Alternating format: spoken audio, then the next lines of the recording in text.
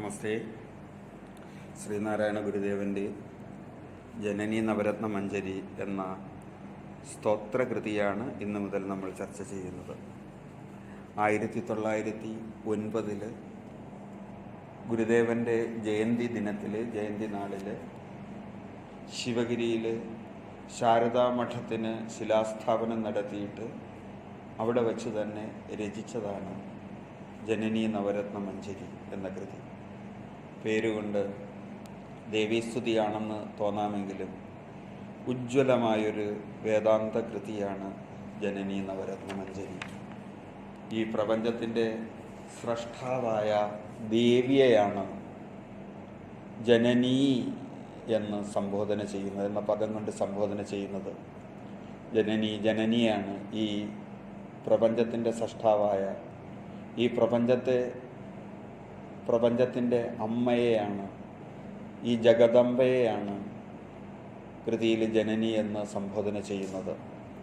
ജഗദംബയ്ക്ക്, ഈ അമ്മയ്ക്ക്, ഈ ദേവിക്ക് അർപ്പിക്കുന്ന 9 പദ്യരത്നങ്ങളടങ്ങിയ ഒരു പൂങ്കുല എന്ന അർത്ഥത്തിലാണ് ജനനി നവരത്ന മഞ്ജരി എന്ന പേര് നൽകിയിരിക്കുന്നത്. അതായത് 9 പദ്യരത്നങ്ങൾ, പദ്യങ്ങളാകുന്ന രത്നങ്ങൾ ചേർത്ത് വച്ചിരിക്കുന്ന ഒരു പൂങ്കുല ജഗദംബയ്ക്ക് അർപ്പിക്കുകയാണ് ഗുരുദേവൻ. മഞ്ജരി എന്നാൽ പൂങ്കുല എന്നാണ് അർത്ഥം. നമുക്ക് ആദ്യ ശ്ലോകം ഒന്ന് പഠിക്കാം, വായിക്കാം. ഒന്നായ മാമതിയിൽ നിന്നായിരം തൃപ്പുടി വന്നാശു തന്മതി മറന്ന് അനാദിയിൽ പ്രിയമുയർന്ന അടലാം കടലിലൊന്നായി വീണു വലയും എന്നാശയം ഗതിപെറും നാദഭൂമിയിലമർന്ന് ആവിരാഭ പടരും ചിന്നാഭിയിൽ ത്രിപുടി എന്നാണറും പടി കലർന്നാറിടുന്നു ജനനി. ഒരു പ്രാവശ്യം വായിച്ചത് കൊണ്ട് നമ്മുടെ മനസ്സിൽ അത് തങ്ങി നിൽക്കില്ല, പല ആവർത്തി വായിക്കണം. ഒന്നുകൂടെ വായിക്കാം. ഒന്നായ മാമതിയിൽ നിന്നായിരം ത്രിപുടി വന്നാശു തന്മതി മറന്ന് അനാദിയിൽ പ്രിയമുയർന്നാടലാം കടലിലൊന്നായി വീണു വലയും എന്നാശയം ഗതിപെറും നാദഭൂമിയിലമർന്ന് ആവിരാഭ പടരും ചിന്നാഭിയിൽ ത്രിപുടി എന്നാണറും പടി കലർന്നാറിടുന്നു ജനനി. ഒന്നായ മാമതയിൽ നിന്നായിരം ത്രിപുടി വന്നാശു തന്മതി മറന്ന് അനാദിയിൽ പ്രിയമുയർന്നടലാം കടലിൽ ഒന്നായി വീണു വലയും എന്നാശയം ഗതിപെറും നാദഭൂമിയിലമർന്ന് ആവിരാഭ പടരും ചിന്നാഭിയിൽ ത്രിപുടി എന്നാണറും പടി കലർന്നാറിടുന്നു ജനനി. ഒന്നായ മാമതിയിൽ നിന്നായിരം ത്രിപുടി വന്ന് ആശു തന്മതി മറന്ന് അന്നാദിയിൽ പ്രിയം ഉയർന്ന് ആടലാം കടലിൽ ഒന്നായി വീണു വലയും എന്നാശയം ഗതിപെറും നാദഭൂമിയിലമർന്ന് ആവിരാഭ പടരും ചിന്നാഭിയിൽ ത്രിപുടി എന്നാണറും പടി കലർന്നാറിടുന്നു ജനനി എന്നാണ് ആദ്യത്തെ ശ്ലോകം.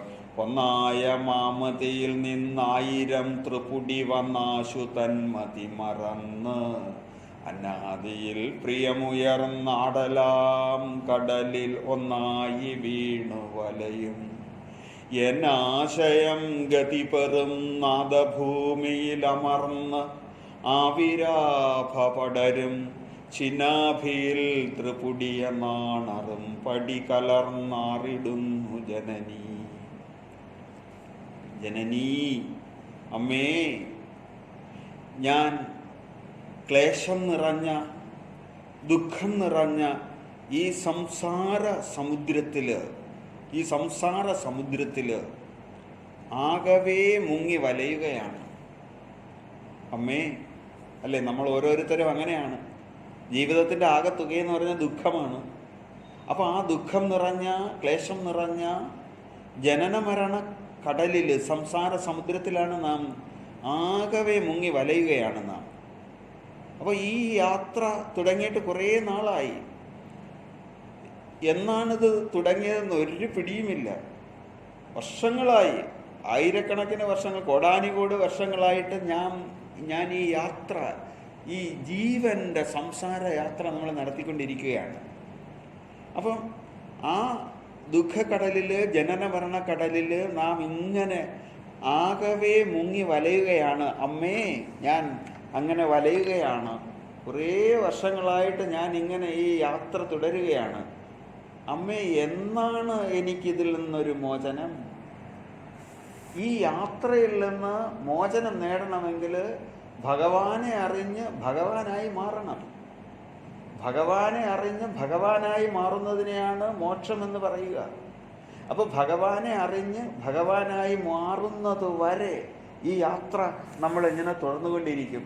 ജനന മരണ കടലിലൂടെ ഇങ്ങനെ ഈ ശരീരം ഉപേക്ഷിക്കും, പിന്നെയും ശരീരം സ്വീകരിക്കും. അങ്ങനെ ആ യാത്രയാണ്. ആ ജീവൻ, നമ്മുടെ ജീവൻ ഒരിക്കലും മരിക്കുന്നില്ല. ജീവാത്മാവ് ഒരിക്കലും മരിക്കുന്നില്ല.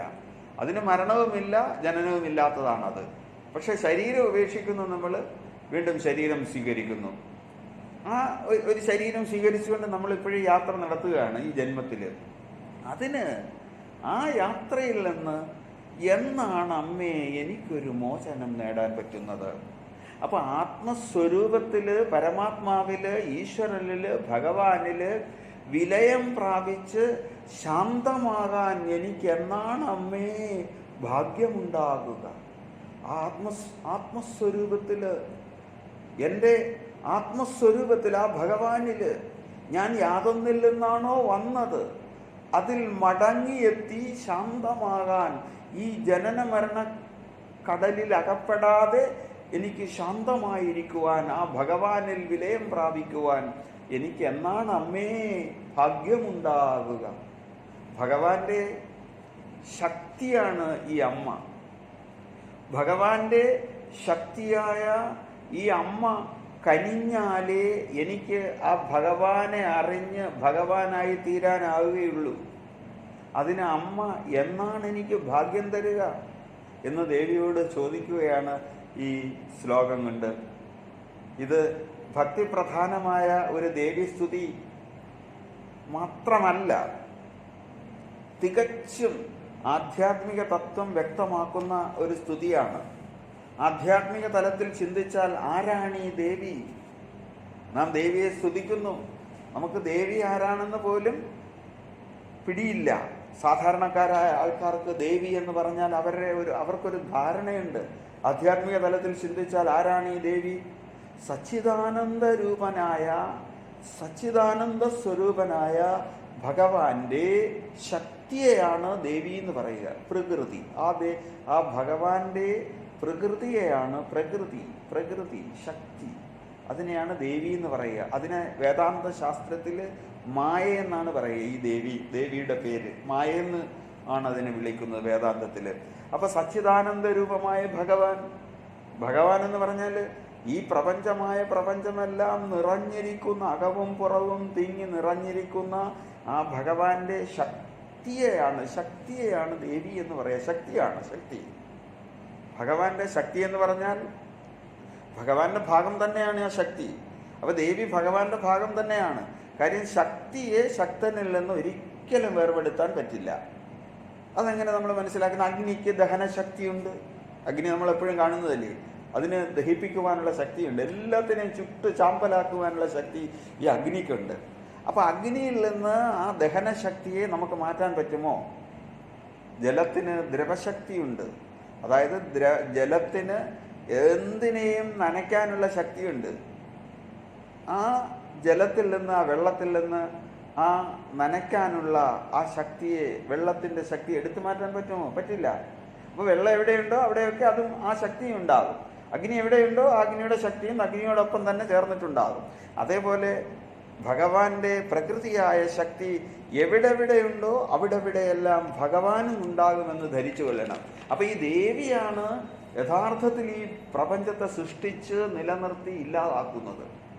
അതെങ്ങനെയാണെന്ന് നമ്മൾ ഈ ജനനി നവരത്ന മഞ്ജരി എന്ന് പറയുന്ന കൃതിയുമായി മുന്നോട്ട് പോകുമ്പോൾ വ്യക്തമായിട്ട് ഈ ജനനി എങ്ങനെയാണ് ഈ പ്രപഞ്ചം ഉണ്ടാക്കുന്നത്, ഈ പ്രപഞ്ചത്തെ നിലനിർത്തുന്നത്, ഈ പ്രപഞ്ചത്തിലുള്ള എല്ലാ വസ്തുക്കളെയും ഏതിലേക്കാണ് കൊണ്ട് ലയിപ്പിക്കുന്നത്, ഇല്ലാതാക്കുന്നതെന്ന് നമുക്ക് വ്യക്തമായിട്ട് ധരിക്കാൻ പറ്റും.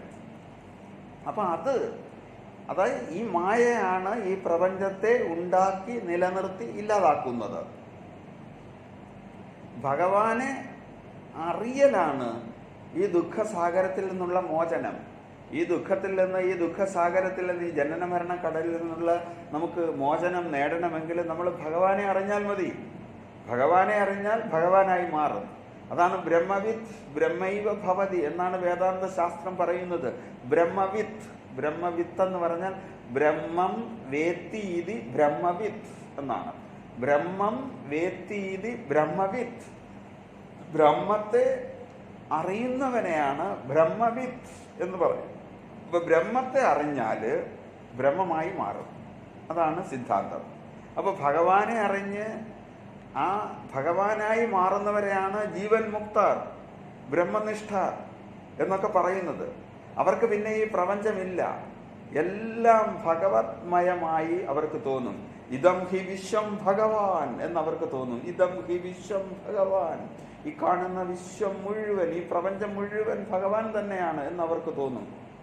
അതാണ് ഈശാവാസ്യമിതം സർവം എന്ന അനുഭവം. അപ്പൊ ഇവിടെ ഈ ദേവി എന്നതുകൊണ്ട് ഉദ്ദേശിക്കുന്നത് ഈ ഭഗവാന്റെ ശക്തിയെയാണ്. ആ ശക്തിയാണ് അതിൻ്റെ പ്രകൃതി. ആ പ്രകൃതിയാണ് ഭഗവാന്റെ പ്രകൃതിയാണ് ഈശ്വരന്റെ പ്രകൃതിയെയാണ് ഇവിടെ ദേവി എന്നതുകൊണ്ട് ഉദ്ദേശിക്കുന്നത്. അപ്പൊ ആ ദേവി അതിനെ വേദാന്ത ശാസ്ത്രത്തിൽ മായ എന്ന് പറയും. ഈ മായ തന്നെ, ഈ പ്രകൃതി തന്നെ, ഈ ശക്തി തന്നെ രണ്ട് തരം ശക്തിയുണ്ട്. വിദ്യാമായയുമുണ്ട്, അവിദ്യാമായയുമുണ്ട്. അതൊക്കെ അതിനെക്കുറിച്ചൊക്കെ വളരെ വിശദമായിട്ട് നമുക്ക് ഇനി ചർച്ച ചെയ്യാം. വിദ്യാമായയുമുണ്ട്, അവിദ്യാമായയുമുണ്ട്. വിദ്യാമായയാണ് ഒരു ശാരദാ ദേവിയായിട്ട് കണക്കാക്കുന്ന വിദ്യാമായ. ഈ സ്തുതിയിൽ വിദ്യാമായയും അവിദ്യാമായയും പരാമർശിക്കുന്നുണ്ട്. കൂടുതലും വിദ്യാമായയാണ്, വിദ്യാദേവിയെയാണ് ജഗദംബയായിട്ട് ഈ കൃതിയിൽ കൂടുതൽ സ്ഥലത്തും പരാമർശിച്ചിരിക്കുന്നത്. അപ്പം ആത്യന്തികമായി ഇവിടെ ആരാണ് ഈ പ്രപഞ്ചത്തെ ഉണ്ടാക്കി നിലനിർത്തി ഇല്ലാതാക്കുന്നതെന്ന് ചോദിച്ചാൽ ഈ മായാദേവിയാണ്, ഈ ദേവിയാണ്. അതായത് എങ്ങനെയാണ് ഈ പ്രപഞ്ചത്തെ സൃഷ്ടിക്കുന്നത്, ഈ പ്രപഞ്ചത്തെ എങ്ങനെയാണ് സൃഷ്ടിക്കുന്നത് എന്ന്, അത് ഏതിൽ നിന്നാണ് സൃഷ്ടി നടക്കുന്നത് വളരെ ശ്രദ്ധിക്കേണ്ടതാണ്. ഭഗവാൻ ഒരു സൃഷ്ടിയും നടത്തുന്നില്ല. ഭഗവാൻ നിശ്ചലനാണ്, അഖണ്ഡ ബോധസ്വരൂപനാണ്. ഈ ബ്രഹ്മം എന്ന് പറഞ്ഞാൽ അഖണ്ഡ ബോധസ്വരൂപനാണ്. ഈ പ്രപഞ്ചത്തിൽ നിറഞ്ഞിരിക്കുകയാണ്, അതിന് ചലിക്കാനേ പറ്റില്ല. അത് നിശ്ചലനാണ്, നിർവികാരനാണ്. ജനന മരണങ്ങൾക്ക് അതീതമായിട്ടുള്ളതാണ് ഈ ഭഗവാൻ. അത് സർവത്ര എല്ലായിടത്തും നിറഞ്ഞിരിക്കുകയാണ്. അകവും പുറവും തിങ്ങും മഹിമാവെന്നല്ലേ ഗുരുദേവൻ ദൈവദശകത്തിൽ പറയുന്നത്. അത് എല്ലാ സ്ഥലത്തും നിറഞ്ഞിരിക്കുന്നുണ്ട്. അപ്പൊ ഈ ഭഗവാൻ ഒരു സൃഷ്ടിയും നടത്തുന്നില്ല. പിന്നെ ആരാണ് ഈ സൃഷ്ടി നടത്തുന്നത്? മായയാണ്. ഭഗവാന്റെ ശക്തിയായ ദേവിയാണ്, ആ അമ്മയാണ് ഈ പ്രപഞ്ചത്തിൽ സൃഷ്ടി നടത്തുന്നത്. അപ്പൊ അതിനാണ് പറയുന്നത്, ഒന്നായ മാമതിയിൽ നിന്നായിരം ത്രിപുടി വന്നു. ഒന്നായ മാമതിയിൽ നിന്നായിരം ത്രിപുടി വന്നു. മാമതി എന്ന് പറഞ്ഞാൽ മഹത്തായ മതി. മതി എന്ന് പറഞ്ഞാൽ ബുദ്ധി എന്നാണ് അർത്ഥം. മാമതി മഹത്തായ മതി, മഹത്തായ ബുദ്ധി എന്നാണ് അർത്ഥം. പ്രജ്ഞാനം എന്നർത്ഥം. പ്രജ്ഞാനം നമ്മൾ കേട്ടിട്ടുണ്ടല്ലോ. പ്രജ്ഞാനം ബ്രഹ്മത്തെയാണ് ഈ മാമതി എന്ന് പറയുന്നത്. മാമതി അത് ഏകമാണ്, അദ്വയമാണ്, രണ്ടാമതൊന്നില്ലാത്തതാണ്. അതാണ് ഒന്നായ മാമതിയിൽ നിന്ന് അദ്വയമായ ഏകമായ ഒന്നായ മാമതിയിൽ നിന്ന്, ആ മാമതിയാണ് അദ്വയമായ പരമാത്മ സത്തയിൽ നിന്ന്, പരമാത്മാവിൽ നിന്ന്, ബ്രഹ്മത്തിൽ നിന്ന്, ഭഗവാനിൽ നിന്ന് 1000 ത്രിപുടി വന്നു. 1000 എന്നത് വെറും ഒരു കണക്ക് പറഞ്ഞിരിക്കുകയാണ്. 1000 എണ്ണമറ്റ, എണ്ണമില്ലാത്ത, എണ്ണമറ്റ ആയിരക്കണക്കിന് ത്രിപുടി വന്നു. ത്രിപുടി എന്ന് പറഞ്ഞാൽ ഒരു സാങ്കേതിക പദമാണ് വേദാന്തത്തിൽ. 3 പുടങ്ങളുള്ളതിനെയാണ് ത്രിപുടി എന്ന് പറയുക. ഇവിടെ ത്രിപുടി എന്നതുകൊണ്ട് പ്രപഞ്ച അനുഭവങ്ങൾ എന്ന് നാം മനസ്സിലാക്കിയാൽ മതി. പ്രപഞ്ച അനുഭവം, ഈ കാണുന്നതെല്ലാം ത്രിപുടികളാണ്. ത്രിപുടി, നമ്മൾ ഈ കാണുന്നതെല്ലാം ത്രിപുടിയാണ്. ഒരു സാങ്കേതിക പദമാണ് ത്രിപുടി. 3 പുടങ്ങൾ ഉള്ളതിനെയാണ് ത്രിപുടി എന്ന് പറയുക. 3 പുടങ്ങൾ, പുടങ്ങൾ എന്ന് പറഞ്ഞാൽ 3 ഘടകങ്ങൾ. ഇപ്പം നമുക്കൊരു വസ്തുവിനെ അറിയണമെങ്കിൽ അതിൽ 3 ഘടകങ്ങൾ ചേർന്നാലേ ഒരു വസ്തുവിനെ നമുക്ക് അറിയാൻ പറ്റുള്ളൂ.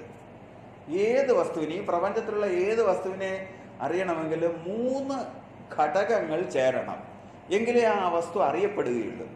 ഇപ്പോൾ പുസ്തകം അറിയപ്പെടണമെങ്കിൽ പുസ്തകത്തിൽ 3 കാര്യങ്ങൾ ചേരണം, എങ്കിലേ അത് അറിയാം. 3 പുടങ്ങൾ ചേർന്നാലേ പുസ്തകം അറിയപ്പെടുകയുള്ളൂ. എന്തൊക്കെയാണ്? ഒന്നുമില്ല, മനസ്സിലാക്കിയാൽ മതി. അതായത് പുസ്തകം നമ്മൾ അറിയുക എന്ന് പറഞ്ഞാൽ ആ പുസ്തകമെന്ന വസ്തു പുറമേ കാണണം. ആ പുസ്തകം എന്ന വസ്തു നമ്മുടെ ഉള്ളിലും ഉണ്ടാകണം. ആ പുസ്തകത്തെക്കുറിച്ചുള്ള അറിവ് നമ്മുടെ ഉള്ളിലും ഉണ്ടാകണം. ഇനിയോ ആ അറിയുന്ന ഞാനും വേണം. അപ്പം അതിനെയാണ് ത്രിപുടി എന്ന് പറയുക. ത്രിപുടി. അപ്പോൾ ഏത് അറിയണമെങ്കിലും അറിയപ്പെടുന്ന വസ്തു വേണം, ആ വസ്തുവിനെ കുറിച്ചുള്ള അറിവ്, ബോധം വേണം, അത് അറിയുവാൻ ഒരാളും വേണം. ഇത് 3 കൂടെ ചേർന്നാലേ ഈ പ്രപഞ്ചത്തിൽ എന്തുണ്ടെങ്കിലും അറിയാൻ പറ്റും, ഒരാൾക്ക് മനസ്സിലാക്കാൻ പറ്റുകയുള്ളൂ. അതുകൊണ്ടാണ് ഈ പ്രപഞ്ചത്തിലുള്ള സർവ്വതിനെയും ത്രിപുടീമയമെന്ന് പറയും. ഈ പ്രപഞ്ചത്തെ നമ്മൾ അറിഞ്ഞുകൊണ്ടിരിക്കുന്നത് എന്തുകൊണ്ടാണെന്ന് ചോദിച്ചാൽ, അറിയാൻ ഞാനുണ്ട്, അറിയപ്പെടുന്ന ആ വസ്തുവുണ്ട്, ആ വസ്തുവിനെ കുറിച്ച് എൻ്റെ ഉള്ളിലൊരു അറിവുണ്ട്. അപ്പം പുറത്ത് ആ വസ്തു വേണം, അകത്തും ആ വസ്തു വേണം, ഉള്ളിൽ ആ വസ്തുവിനെ കുറിച്ചുള്ള അറിവ് വേണം. ഇനി അത് അറിയുന്ന ഞാനും വേണം. അപ്പം ഞാൻ വേണം, ആ അറിയപ്പെടുന്ന വസ്തു വേണം, ആ വസ്തുവിനെ കുറിച്ചുള്ള ബോധവും വേണം, അറിവും വേണം. അങ്ങനെയാണെങ്കിൽ എന്തിപ്പോൾ പെൻസില്, പേന അറിയപ്പെടണമെങ്കിൽ പേന എന്ന് പറയുന്ന വസ്തു വേണം. ആ പേന എന്താണെന്ന് നമ്മുടെ ഉള്ളിൽ നമുക്ക് അതിനെക്കുറിച്ചുള്ള ഒരു ബോധം വേണം, പിന്നെ അറിയുവാൻ ഞാനും വേണം. അപ്പോൾ ഏത് വസ്തുവിനെ എടുത്താലും അതെല്ലാം 3 ഘടകങ്ങൾ ഉണ്ടെങ്കിൽ, ഈ 3 ഘടകങ്ങൾ ഉണ്ടെങ്കിൽ ആ വസ്തു അറിയപ്പെടുകയുള്ളൂ. അപ്പം ഇവിടെ 1000 ത്രിപുടികൾ വന്നു എന്ന് പറഞ്ഞാൽ എണ്ണമറ്റ പ്രപഞ്ചാനുഭവം വന്നു. അപ്പം എണ്ണമറ്റ 1000 കോടാനുകോടി പ്രപഞ്ചാനുഭവങ്ങൾ ഉണ്ടായി, പ്രപഞ്ചമുണ്ടായി. ഈ പ്രപഞ്ചത്തെ നമ്മൾ അറിയുന്നത് ത്രിപുടി ഉള്ളത് കൊണ്ടാണ്. അതുകൊണ്ട് ഈ പ്രപഞ്ചത്തെ ത്രിപുടീമയം എന്ന് പറയും. അപ്പോൾ ഒന്നായ മാമതിയിൽ നിന്ന് 1000 ത്രിപുടി വന്നു.